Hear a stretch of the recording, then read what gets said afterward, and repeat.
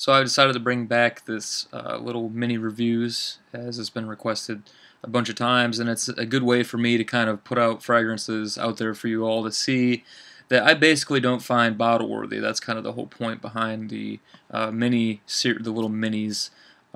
These are all going to be fragrances that I'm not going to do a whole lot of research on. I'm just going to give you what I get out of it and why I'm not going to purchase it. So as you can see, I'm coming back with Dior Homme O. So first and foremost, it is a release, the newest release by Dior for men, and it is a flanker. And I would like to just say that with houses like Dior and Chanel, who have great noses working for them, who have a lot of money they can, fund new fragrances with that they're going to release, especially if they're going to release one a year or one every couple of years, why not try something different? Why do we have L'Homme Sport and La Nuit de L'Homme? Well, not that La Nuit de L'Homme isn't great, but why can't we have different names? Why do they have to be flankers? It's just kind of redundant and stupid. If the fragrance smells nothing like the original, then why?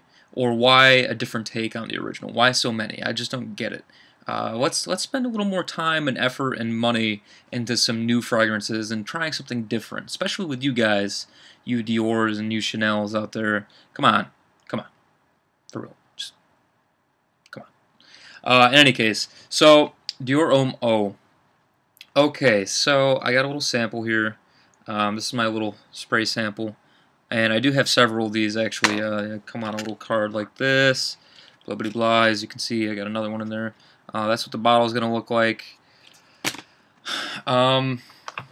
So, fragrance-wise, what does this smell like?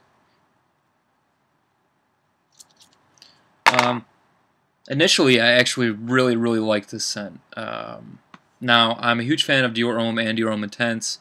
Own both, love both. That being said, I found it to be kind of redundant to have another release, other than the fact that they claim that this one's going to have lots of bergamot and grapefruit in the beginning. That's really the only difference. They still have the iris and the amber and the Virginia cedar in this fragrance lineup. So we still have the amber from the original and intense. We still have the Virginia cedar from the original and intense, and we still have the iris from the original and intense. Obviously, this is not. There's no cocoa powder included in this, like there is in intense and the original. So that's pretty much the difference here. But this fragrance opens up and very quickly after like the whole, the amount of time I've been talking to you, so like 50 seconds, a minute, whatever it's been. It starts out with this great, sorry about that. It starts out with this great blast of some nice citrus. I get a really nice, transparent, not sweet, so I think it's definitely grapefruit because the bergamot can come off kind of spicy. So it's not bergamot.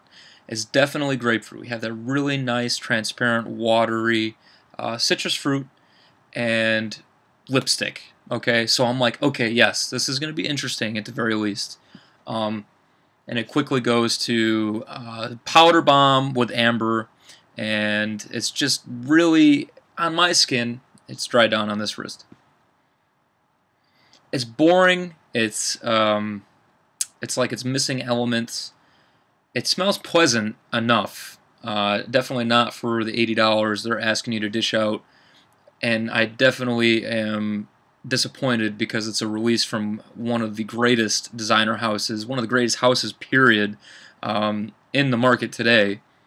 I mean, I could own just about any Dior, like any Dior fragrance, and probably just use it as a signature scent and be okay with it. Dior Homme, Dior Homme Intense, Aqua Fahrenheit. I could wear that every day and be okay with, like if I had to. They have great classic fragrance, Fahrenheit, the original, and then we come out with this shit. I'm just being brutally honest with you guys. It's just boring. It's pleasant. It's super powdery and sweet on my skin. That's the problem. I do like some powdery a little bit, like iris. Iris gives off that nice powdery makeup vibe. But in the original and in Intense, the sweetness is picked up from the cocoa, and it's delicious and it's gourmandish. On this one, with this one, It's more like a sweet, really, really sweet powder, just powder, like baby powder. No, not like baby powder, but you know what I mean, like super powdery, like Christensen New York, if you've ever tried that. Or even like Burberry Touch, which I actually like better than this, and you can get it for like $30 for the big 3.4 ounce, because that one's got like a peppery element to it. This is just too powdery. It's too much powder. It's too sweet. It's synthetic. Like I say, for the first, whatever minute, I was excited because I'm like, yeah, this is going to be good. This is going to be a different take. A nice citrusy, summery, more spring-like take on the already spring-like Dior Homme. So overall, I just feel like this release is redundant and stupid and definitely not worth the price. Dior, get your shit together. Come on. You guys got money, and you guys are known for your elegant fragrances and your awesome releases, and like definitely changing the market for male fragrances. I mean, we got Fahrenheit, which is a huge staple in most of our collections, and we got Dior Homme, which is a huge staple in most of our collections. And if you don't like either one of them, you can at least appreciate what they do and what they are and how they've changed the world of masculine fragrances. We got one that smells like motor oil and grass and whatever else. And then B, we got one that smells like the absolute contradiction of masculinity. So we have two fragrances that have been released that are just absolute trend-setting fragrances, in my opinion, that kind of go out on a limb and do what they want and kind of show you they don't give a shit.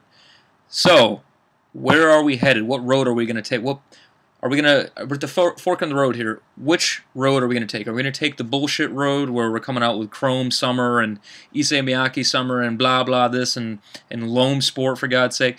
Or are we going to start creating fragrances that are of their own name and are pushing masculinity to a different level? I'd like to see them release something that's like unisex in a sense, where it's like using some kind of fig note or something. You know what I mean? Where it's kind of like not a floral, but you know what I mean. Like let's try something different here. I don't know. I'd like to see Dior. I know that there's Dune. Dune's a very good fragrance too, by the way. That's never ever mentioned really, but I want to see them try something different and maybe use some different notes. I just know that Dior is capable of so much more than this, and this release was just kind of disappointing for me. It does smell pleasant. I certainly wouldn't pay the price for it. I'd take a bottle for free, but then again, I'd still reach for whatever it is. I don't care. Just about anything in my collection I'd reach for over this. I just feel like it's just kind of boring, linear, and one of those fragrances that was released only because we have the new Robert Pattinson as a face for the fragrance. So now we got girlfriends that are buying fragrances for their boyfriends and wives that are buying fragrances for their husbands because they love Twilight. So we got Robert Pattinson on the scene here. It's just basically marketing, in my opinion, and it's bullshit. For us, anyways. It's bullshit for us. Maybe not for the mass market. I certainly look for much more out of a fragrance than that crap. I will say this. There's some great fragrances that are released, that are flankers, such as Prada Luna Rosa Extreme. I am in love with that fragrance. Paco Rabanne 1 Million Intense. Out of this world fragrance for me. I absolutely love that stuff. Both superior to their predecessors, in my opinion. So there's, and even Prada Amber Intense is way more superior than its original, in my opinion. So we have fragrances that obviously are superior, but at the same time, let's just kick that shit aside. Maybe one flanker, and let's try some new stuff. I just feel like people are getting kind of cheated out of their money, and you need to stop cramming down the same crap over and over again. We can handle change. Let's do some new fragrances. Let's get some new ideas out there. So anyways, Dior Homme, not worth the price. Basically, much more powdery Dior Homme. You remove all the complex elements of Dior Homme, and you're left with powder, like an ambery vanilla powder with a bit of iris and a citrus opening that lasts a minute. So that's that. Not worth the price. Boring crap. Move on from the Dior Homme. Like I said, it's pleasant if you're looking for like a pleasant work scent. Sure. Other than that, it's certainly versatile. And I can't knock it for not lasting a long time. It does last about 6 hours on my skin. It doesn't project that great, but other than that, you know, it's versatile, it smells okay, whatever, but it's just bullshit. Alright, that has been that, and I know this is supposed to be a little mini, and we're running on 10 minutes here, but I had to rant, so it's a little mini / rant. So, yes, I will talk to you all later. Bye.